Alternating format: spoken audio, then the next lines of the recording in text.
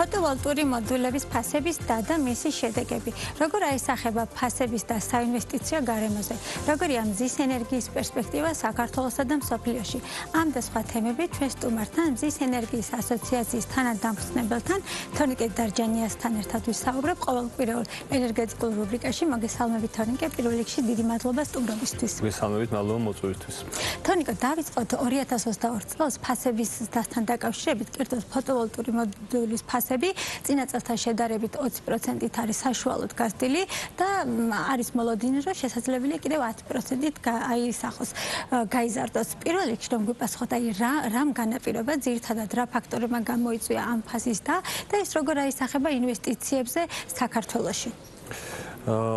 პირველ რიგში დავიწყოთ იმით, რომ 2025 წელი იყო ფასების ვარდნის წელი, ასე უწოდეთ მას, იმიტომ რომ მზის პანელების ფასი იყო ისტორიულ მინიმუმზე ჩამოსული.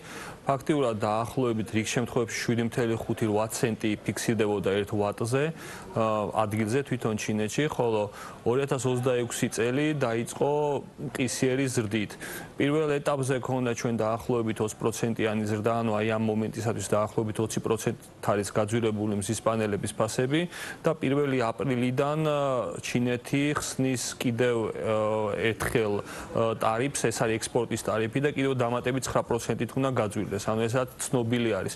შესაბამისად, მომხმარებლებმა ვინაიდან მათ იცოდნენ, რომ 1 აპრილიდან გაძვირდებოდა პანელები, ანუ კისიერი შეკვეთები განახორციელეს იანვარი, თებერვალი, მარტში, რომ მოასწრონ ამ პერიოდში ექსპორტი ჩინეთიდან და ამან კიდევ უფრო მეტად გაზარდა მოთხოვნა თვითონ დაწოლა, წარმოებაზე დაწოლა და შესაბამისად ამ ყველაფერმა კიდევ ფასი უფრო ზემოთკენ წაიყვანა. თვითონ ფასის ზრდის განმაპირობებელი იყო მასალებზე ფასის ზრდა, პირველ რიგში ეს იყო ვერცხლი, ვერცხლზე იყო კოლოსალური ზრდა, მეორეს მხრივ ალუმინზე, ალუმინის ჩარჩო, რაც პანელს აქვს, ამ კუთხითაც იყო გაძვირება და თვითონ ჩინეთსაც აქვს ისეთი მიდგომა, რომ ეგრეთ წოდებული აი bottom pricing-ს ეწოდება ინგლისურად, ანუ ქვედა დონეზე ბრძოლა კომპანიების საფასო, ანუ ძალიან დაბლა ბრძოლა აკრძალა, შესაბამისად კონკრეტულ რაღაც მარჟაზე უწევთ ჩინურ კომპანიებს მუშაობა. ანუ ეს თავისუფლად მიშვებული ბაზარი რაღაც დონეზე დარეგულირდა, იმიტომ რომ სახეზე იყო ძალიან ასე ვთქვათ ველური, ასე ვთქვათ ბრძოლა კონკურენციის თვალსაზრისით. ამიტომ ამ ყველაფერმა განაპირობა ის, რომ პირველ რიგში 20%-ით გაძვირდა და კიდევ მოსალოდნელი არის 9%-ით ფასის ზრდა. თუმცა ყველა ინვესტორი ახლა ელოდება აპრილის პერიოდის გადავლას, იმიტომ რომ აპრილის პერიოდის შემდგომ მოთხოვნა შემცირდება პანელებზე, მსოფლიო ბაზარზე და ფასები დასტაბილურდება. ანუ ფაქტიურად ახლა აი ამ მომენტისათვის არის ყველაზე დიდი პიკური პერიოდი გაძვირება. რა თქმა უნდა, ამ ყველაფერმა გამოიწვია ის, რომ პროექტებში მზის პანელის ღირებულება დაახლოებით 50% არის და თუ ვიტყვით, რომ უხეშად 30%-ით არის გაძვირებული მზის პანელის ღირებულება, თვითონ პროექტის ჯამური ღირებულების გაძვირება გამოდის 15%-ით. ამასთან ერთად გვაქვს კიდევ ფერად ლითონებზე ფასის ზრდა, ალუმინი წეღან ვახსენე, სპილენძეს, ანუ აბსოლუტურად ყველაფერზე მოიმატა ფასებმა და შესაბამისად ამ წელს ცოტა გაძვირებებით ხვდებით, ანუ პროექტების ჯამური გაძვირება, როგორც გითხარით, დაახლოებით პროდუქტი მზის ენერგიის ძვირდება. დიახ, მზის ენერგიის მიერ ნაწარმოები 1 კილოვატ-საათი, რა თქმა უნდა, გაძვირდება, თუმცა ჩვენ მაინც ვამბობთ, რომ მზის ენერგეტიკაში პროექტირება, ინვესტირება, მისაღებია ინვესტორებისთვის, ეს მაინც მომგებიანი არის, რა თქმა უნდა, გრძელვადიან პერსპექტივაში. რადგან დინამიკა ასეთია, ჩანს, რომ მომავალში ეს ხელს არ შეუწყლის ხომ ინვესტიციების განხორციელებას ამ მიმართულებით. თქვენ იცით, რომ ბოლოს პირდაპირ ხელშეკრულებები, რომელიც ხარდაჭერის მექანიზმად იყო გამოცხადებული სამინისტროს სახელმწიფოს მხრიდან, 5.6 ცენტი იყო და შესაბამისად ამ 5.6 ცენტით ითვლიდა ინვესტორი. ეს 15%-იანი გაძვირება, რა თქმა უნდა, არ არის კარგი, თუმცა 5.6 ცენტის ფარგლებში პროექტი მაინც მომგებიანად რჩება და რა თქმა უნდა, ეს არ არის რაღაცა 2 წლიანი, 3 წლიანი ინვესტირება, რა თქმა უნდა, გრძელვადიან ინვესტირება ინვესტირებად უნდა შეხედოს ამას ინვესტორმა და აქედან გამომდინარე მაინც ვთვლით, რომ პროექტები მისაღებია და შესაძლებელი არის მზის ენერგეტიკაში ინვესტირება. რა თქმა უნდა კი ფინანსური მოდელი შეეცვლებათ, ანუ რაღაც დონეზე ნაკლებ მომგებიანი ხდება, თუმცა მთლიანობაში პროექტი მაინც მისაღები ხდება და მომგებიანი. მოთხოვნა მიწოდების დინამიკა ამ ეტაპზე რა შეგიძლიათ თქვათ, როგორია? ჩვენ თუ მზის პანელს გულისხმობთ, ამ კუთხით დეფიციტი გვაქვს. ახლა ამ მომენტისათვის დეფიციტი არის, იმიტომ რომ ჩინეთი ფაქტიურად ვერ გვაწვდის, იმიტომ რომ გლობალურ დისტრიბუტორებს აქვს მთლიანი ეს საწარმოო მოცულობები დაჯავშნილი. ანუ ამ 3 თვის განმავლობაში ხდება იმ პროექტებისთვის ან დამზადება, რომელიც არის ძალიან დიდი. შესაბამისად, როდესაც მოთხოვნას ვაგზავნით, ჩვენ ვიღებთ ინფორმაციას, რომ მაგალითად აპრილამდე წარმოება ვერ მოხდება. შესაბამისად, ეს იწვევს, რა თქმა უნდა, რაღაც დონეზე დეფიციტს და შესასყიდი ბაზარი ახლა ამ მომენტისათვის გვაქვს არის ევროპა. ფაქტიურად დღეს ევროპაში მზის პანელები იგივე ღირებულება გვიჯდება, რაც ჩინეთში. ამიტომ რაღაცა ეს არის გარდამავალი პერიოდი, როგორც წეგან გითხარით და აპრილიდან მე ვარაუდობ, რომ ეს ყველაფერი გასწორდება და ასე თქვა ჩვეულებრივ დინამიურ პროცესში ჩადგება. და ის რომ რაღაც მიწოდების ნაწილს ასე თქვა დროში არის გაჭიანურებული, ეს თქვენი აზრით რამდენად უშლის ხელს, ან რამდენად ავადებს მსხვილი პროექტების განხორციელებას, ზოგადად ესე გლობალურად რო შევხედოთ. გლობალურ დონეზეც, რა თქმა უნდა, ეს პრობლემა არის და უფრო მეც გეტყვით, ანუ ადგილობრივ დონეზეც ახლა ყველა ჩვენს პროექტებშიც მაგალითად, ანუ ინვესტორებთან უკვე ხდება გადათვლა თვითონ ბიზნეს მოდელის ცვლილება და ამ ყველაფრის, ასე ვთქვათ, ხელმეორედ შეფასება. როგორც იცით და მოგეხსენებათ, თქვენ მარტო ხა პროექტი და მისი ღირებულება არ არის მთავარი, ხო? ძირითადად პროექტების 99% საკრედიტო დაწესებულების მიერ ფინანსდება.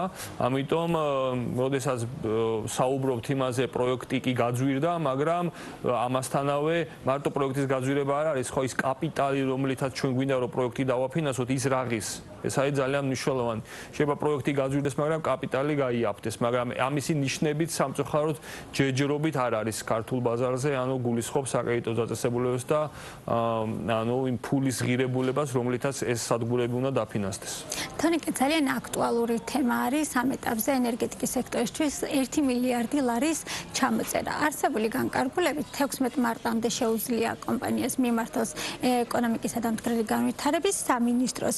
მინდა რომ ეს შევაჯამოთ, რამდენად ოპტიმალური და სამართლიანი იქნება ჯარიმების ჩამოწერა და ასევე რამდენად სწორად აფასებს სექტორი იმ გადაწყვეტილებას, რომ ვთქვათ, კერძო კომპანიას აქვს საშუალება მიმართოს სამინისტროს და უთხრას, რომ ვთქვათ, განახორციელებს პროექტს, ან იმ შემთხვევაში თუ ვერ ახორციელებს, დაუბრუნოს სახელმწიფოს და მე სახელმწიფოს მიეცეს საშუალება, რომ ამ პროექტისთვის სხვა ინვესტორი ნახოს. ზოგადად ძველი პროექტებისთვის ახალი სიცოცხლის შეძენა, ან თუნდაც გაჩერებული პროექტებისთვის ახალი სიცოცხლის შეძენა არის ძალიან მნიშვნელოვანი. ჩვენ არ ვიმყოფებით ისეთ სიტუაციაში, რომ ანუ რაღაც ფუფუნება გქონდეს იმის, რომ აი ძალიან ბევრს ვაშენებთ და მოდით ვიღაცები თუ არა აშენებენ და ვერ ააშენებენ, რაიმე პრობლემა შეექმნებათ, ეს არაფერს არ ნიშნავს. პირიქით, სახელმწიფო მაქსიმალურად უნდა დაუდგეს, რომ რაც შეიძლება მეტი ენერგეტიკული ობიექტი განვითარდეს. აქ მარტო მზის ენერგეტიკას არ გულისხმობ, განსაკუთრებით მინდა ამ ჰესების ჩამოწერა ყველას ეხება. კი, ეს რა თქმა უნდა ყველას ეხება. ყველაზე ნაკლებად ეხება ეს მზის ენერგეტიკულ პროექტებს, იმიტომ ეს პროექტები ახალი არის. უფრო პრობლემური არის ის პროექტები, გულისხმობ ჰიდროელექტროსადგურების მიმართულებით, რომლებიც წლების განმავლობაში ვერ ხორციელდებოდა. ანუ ეს ვერ ხორციელდება სხვადასხვა მიზეზებით, ანუ არის სუბიექტური მიზეზები, ობიექტური მიზეზები, მოსახლეობის წინააღმდეგობა, რა ვიცი, შეცვლილი, მათაც გაუძვირდათ, ამ მზის პანელი არ გაძვირებულა, ხო? ანუ ზოგადად ზვირდება ყველაფერი და რაღაცა რომ გაქვს დათვლილი პირობითად 3 და 4 წლის წინ რაღაცა ტარიფზე, დღეს შეიძლება ის მომგებიანი აღარ იყოს. ერთი სიტყვით მინდა ვთქვა, რომ ეს ინიციატივა ძალიან კარგია სახელმწიფოს მხრიდან, თუმცა ინვესტორის მხრიდან უფრო ეხლა ასე ვთქვათ ბურთი ინვესტორების მოედანზეა, იმიტომ რომ მათ უნდა წარადგინონ 16 მარტამდე, როგორც თქვენ ბრძანეთ, წინადადება, რომ ეს ეპატიოთ, ეს ერთი და მეორე საბანკო გარანტიები.